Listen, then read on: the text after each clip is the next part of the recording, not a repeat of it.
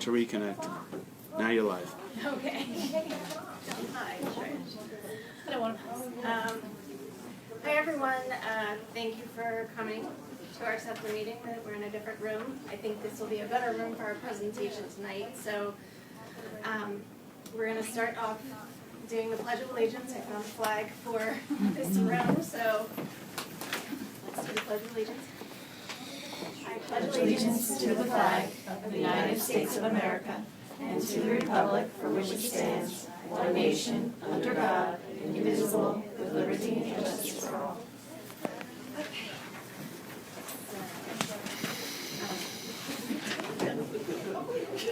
We are going to get started here. There's a little bit of noise because there's some ladies going through some fabric out in the hallway, so I hope everyone can hear me okay.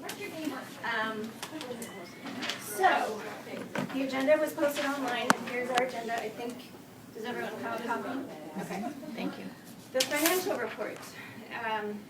We now have $1,568.56 in our bank account as of November 30th, and that was due in large part to a generous donation that we received. So I will get into that later.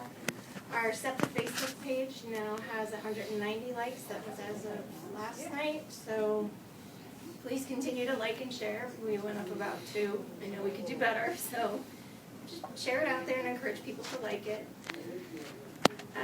Okay, I'm going through past business now, and if you're online you can't see it, you can go down a post or two and see the agenda. And the generous donation we received from Management Services of East Brunswick, that was for $1,000, so I greatly appreciate that and thank you. I spoke via email with the woman from Pino's Palette for our painting fundraiser, and we will be getting that check later on this week. She just had a new baby a few days before our event, so she's just getting back to normal with that. So congratulations to your new baby, Lillian. Thank you, and I look forward to working with her again. The SEPTA Skincare Fundraiser, the Taking Care of You Skincare Fundraiser, we were able to raise $100 for that, and the goal was to be able to fully fund one of our scholarships. And as it stood prior to this donation that we just got of $1,000, that was what the minimum that we were offering was $100 for the scholarship. So we were able to fully fund that. So thank you very much to all who participated. In January, we will be holding a fundraiser through the RIA Marts during the month of January, Monday through Thursday, no holidays. Present this flyer to your server, and they will donate 10% of their bill to SEPTA. And that's the entire bill? And that's the entire bill. So, thank you. This is posted online already. The other fundraising thing, there's a form that you could fill out to purchase these items, but we have the bracelet that says Embracing All Children, that's $1. We have the South River Rams key fob, we still have a lot of those left, this is $1 also. And I've been selling more of these cookbooks over the last couple of days. I've sold about 8, so that was a nice little surprise. So these are $10. This is over 90 pages worth of family recipes from people in South River. This was published before my time as the president. A past president gave me this to use as a fundraiser for us. Stations are right below. And there's just a flyer talking about the gifted and talented students. Did you know that you're part of the Special Education PTA? And also, new membership forms, they're also available on our website as well.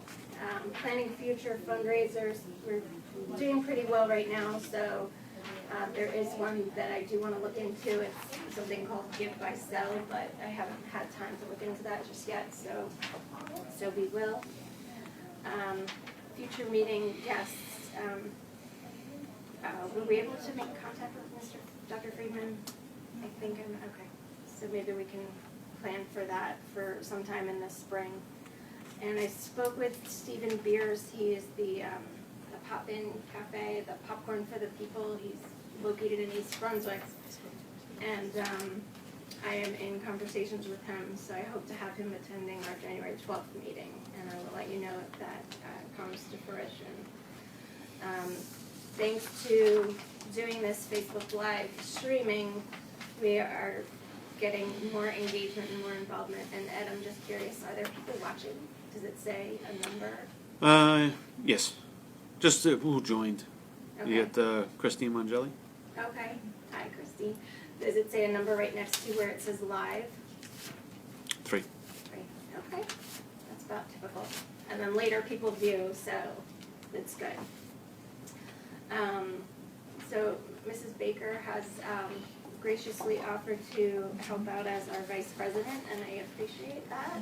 Thank you very much. So let's see.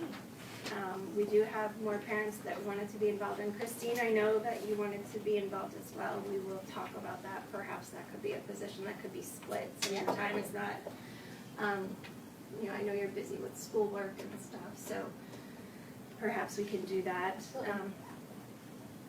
And there is an overview of what SEPTA is and what we do on, I could show you actually.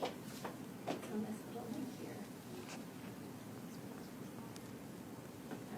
I put together a PowerPoint presentation a couple of years ago, just talking about what SEPTA does. And the link is available on the agenda, so you can view this yourself. This is more for the people that are here. I know that the quality may not be that great right now, but here are some past fundraisers that we've done, entertainment books for Juba. How can you help? Monetary donations, any donations of time. And here are the different position descriptions for the positions that are on our board. So and that's almost done.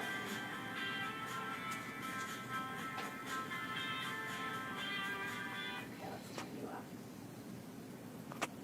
Okay. So there's that, and now I think it is time to introduce our special presentation. This is learning about how to prepare for your child's annual IEP meeting, and I'm very grateful to have Cassandra Juba here to give us some great insights, so please welcome. Communication and improving all of that. So when I designed the workshop, I spoke to caseworkers about where they felt there was a need, something I could address to help them. I figured if I'm going to do a workshop, I wanted it to literally benefit our school and our children. Suggested to me was how to prepare for their annual IEP meeting so that they are walking into this situation and they are feeling much more prepared.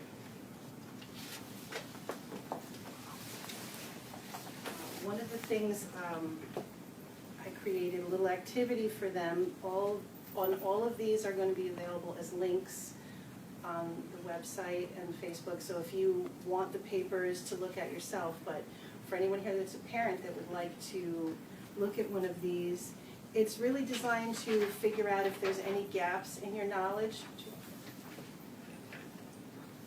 And I know we have teachers and board members and the Director of Special Services, so you may not want one, but would you like one? Yeah. Would you like one? Yeah, I figured it. Okay. In general, there's certain information that most parents would have about their children and their needs and what services they're getting. So how much do you know? Number one, your caseworker's name. This is someone that you would go to, but I will tell you it does change. It can change each year, reflected based on what grade your child is in. So caseworker you had last year might not be the one you would want to contact this year. So this is an area that if you don't know the updated answer, you might want to go find that.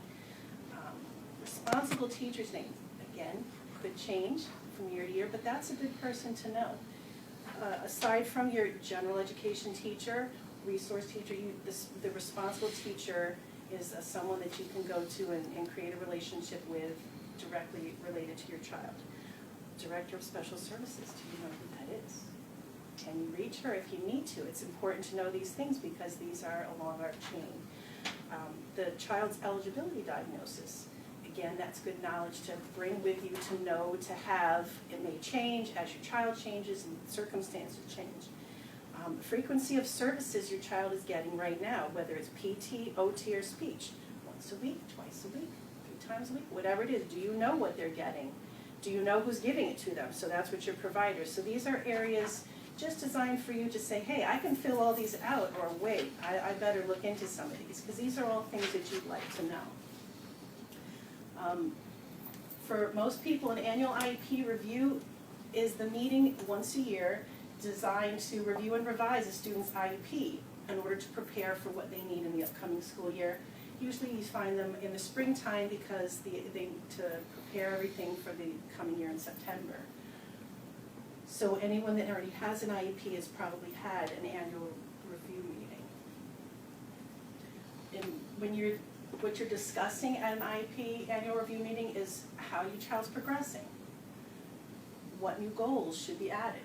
Whether any changes need to be made to the special education related services a child receives. I looked up some information to help you from the Center for Parent Information Resources. It's an excellent place to go if you want to do a little more digging and look for even more information. They are very helpful for parents and IEPs and special education needs. So first of all, who attends an IEP annual review meeting? Well, parents. And here's an important fact. If there is a language barrier, or language issue of any sort, or you're not completely comfortable, you can get a translator or interpreter if needed. You do need to contact special services ahead of time. Let them know so they can, other professionals, and you might be feeling a little overwhelmed, you can have someone there, your moral support, someone to sit there beside you. It's okay. You're going to find the caseworker. Again, someone from the child study team is the caseworker that is assigned to your child. They will be there. General education teacher is present, special education teacher is present, and the related services providers, if they're available. Again, they are still providing services, so it depends on when your meeting is scheduled as to who's available and how long you'll be able to make it to the meeting. Important documentation that you can bring with you. And this is one of the ones that was brought to my attention to would be a good reminder for parents. Doctor or neurologist report with the current diagnosis information. I know your child has regular appointments, but this is important that several weeks before the meeting, have your child checked by his or her doctor or neurologist in order to have the most current diagnosis or test results available for the meeting. It could impact what goes on, what's available, what is needed. This is important information. Sometimes they don't think about it, and all of a sudden they're at the meeting going, oh, yeah, I didn't do that yet. So this is just something, and I do have a checklist that I'm going to provide, and again, the link will provide it, and these will have all the things that you need to remind you of what kind of things you need to bring with you. And I also have, if anybody wants the copy of the PowerPoint presentation. Another thing that was mentioned to me, any reports from outside evaluations. Any outside evaluations performed, you have to make sure that all relevant results, reports, what have you, are made available for the meeting. Again, if there are things that may impact what services are offered or what is going on, that the team needs to be made aware. It needs to be available. So you can make it much easier by having that with you.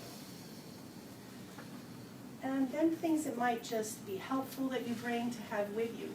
Your child's current IEP with present levels of academic performance. So parents are given a copy of the IEP. Maybe you have a file going on. You can just bring that with you. It's just something that you'll be given a copy of the new one. But at least if you have the current one with you, you have something to go off of. So you can look at the current placement and have this conversation at the meeting. How has your child progressed? Are you happy with the way things are progressing? Are there changes you'd like to see for the upcoming school year? These are questions you can ask based on what they're currently getting and what you'd like to see for the upcoming school year. Are there any changes you'd like to see to your child's accommodations or modifications? That's a whole nother page in the IEP on how things, extra time, things like that. If there's something you want to see, you need to know what's already being given so that you know whether there's something that isn't being given. Another helpful thing to bring is a list of current services provided to your child and any changes you'd like to see. Again, services could be provided through the school, they could be provided privately. It's a big picture here. So you might want to say, as your child progressed under current services, do you feel that they're doing well with OT or PT or speech? Do you want to see an increase or a decrease in what they're getting for the school year? It's the big picture. You want to make sure you have an idea, again, which is why on the how much you know. Do you know how often services are now? Do you know who your provider is? So these things will help you make decisions about the upcoming school year. They often don't think about this either. Updated contact information. Very important for more than one reason. The most current address for transportation needs and for mailing documents home. Sometimes things change and we don't think, we have to make sure we're up to date. And big one, if transportation needs have changed, what are the needs that are for the upcoming school year? If there has been any changes, this requires time to put everything in place. Current contact information, relevant cell phone and work numbers in case of urgent needs. Sometimes those may change frequently or in odd times. You want to make sure you keep us on the updated list in case there's a problem. And it should include non-custodial parent contact information as necessary for proper notification and relating of pertinent information. There's a lot of issues that go with that, but there are certain legal things when we have to notify a non-custodial parent. So make sure we are in the loop with you. And who do I contact if I have any questions? Well, of course, number one at your back should be your teacher, whether it's the general education teacher or the special education teacher / responsible teacher. Your caseworker. You can also contact for questions that you have. So again, if you don't know who that is, we should find that out so that that person is there to help you. The caseworker is a person on the child study team, and I said earlier, it does change based on the child's grade. You can also contact the Office of Special Services. If you don't have any of these names or information that you want to have, you need to fill your gaps. That's one place you can look. Okay. I do have, one of the caseworkers had mentioned to me that these are given to parents. The booklets, if you don't know where they are, you can get another copy, or if you're like me, you might just want to go online. So I have the link here if anyone wants. The one booklet is 54 pages, the PDF. The other one is 187. So it's something you can access at any time. You don't have to keep a hard copy or print somewhere. It's always available. It's revised every year. So the links are going to be made available as well. But these are placed, it's Parental Rights in Special Education, and the other one is New Jersey Administrative Code, Title 6A, Chapter 14, Special Education. So those are the two booklets that you can have available.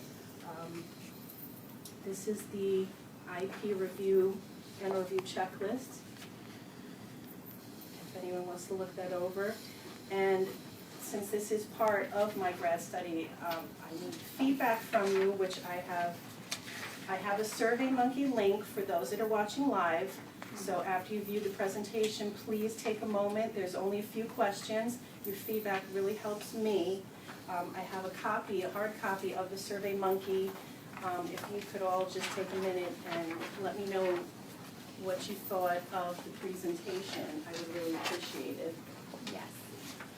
And thank you again for your time and everyone for letting me be here to present this workshop. Communication between parents and the school is so important, and I'm happy to try and help in any way that I can. Thank you very much for coming. I really greatly appreciate that. And I'm just turning it around. So,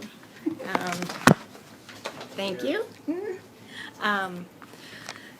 So the SurveyMonkey, it's on that one page, the parent workshop page that I've been putting on our Facebook page. So I will make sure to add that to this specific post. So after you view this presentation, make sure that you fill out that survey for Cassie. That's very important that we get that done for her. So again, thank you for tuning in. We greatly appreciate your feedback and virtual support and help, and thanks very much.